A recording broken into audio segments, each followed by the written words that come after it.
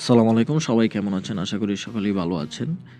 Man city এবং চেলসির ম্যাচের নির্ধারিত ৯০ মিনিটে যেন খুঁজেই পাওয়া গেল না চেলসিকে। কিন্তু অতিরিক্ত যোগ করার সময় হুট করে আবির্ভূত হলেন এনজো ফার্নান্দেজ। ম্যানচেস্টার সিটির জালে গোল করে চেলসিকে ১ পয়েন্ট এনে দিলেন আর্জেন্টাইন এই তারকা। ইংলিশ প্রিমিয়ার লিগের রোববার রাতের ম্যাচে ১-১ গোলে ড্র হয়েছে ম্যানচেস্টার সিটি ও চেলসির ম্যাচ। ঘরের মাঠে সিটিজেনদের হয়ে একমাত্র গোল করেন টিজার্নি রেইন্ডার্স।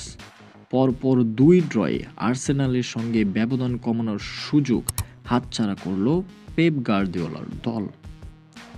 ২০ ম্যাচে ৪২ পয়েন্ট নিয়ে ২ নম্বরে তারা, সমান ম্যাচে ৪৮ পয়েন্ট নিয়ে শীর্ষে আর্সেনাল, আর ৩১ পয়েন্ট পাওয়া চেলসির অবস্থান পঞ্চম।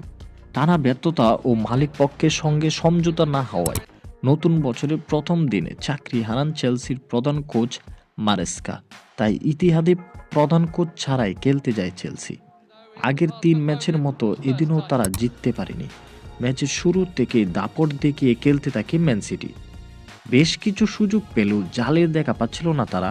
অবশেষে প্রথমার্ধের শেষ দিকে সেই অপেক্ষার ইতি টানেন রেইন্ডার্স। ৪২তম মিনিটে বল এগিয়ে দেওয়া হয়েছিল আর্লিং হল্যান্ডের উদ্দেশ্যে, তবে প্রতিপক্ষ খেলোয়াড়ের পায়ে লেগে বল পেয়ে যান রেইন্ডার্স। ডিবক্সে ঢুকে জোরালো শটে জাল কাঁপান এই ডাচ মিডফিল্ডার। এরপর ব্যবধান বাড়াতে মরিয়া চেষ্টা চালায় সিটি, কিন্তু কাজের কাজ হয়নি। উল্টো দ্বিতীয়ার্ধে যোগ করার সময়ে ৪৪ মিনিটে ২ বারের চেষ্টায় বল জালে জড়ান এনজো ফার্নান্দেজ। তার শট প্রথমে ঠেকিয়ে দিয়েছিলেন সিটি গোলরক্ষক দোনেরুয়া।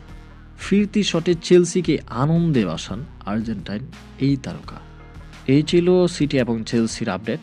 ভিডিওটি ভালো লাগলে লাইক, কমেন্ট এবং সাবস্ক্রাইব করতে ভুলবেন না। ধন্যবাদ।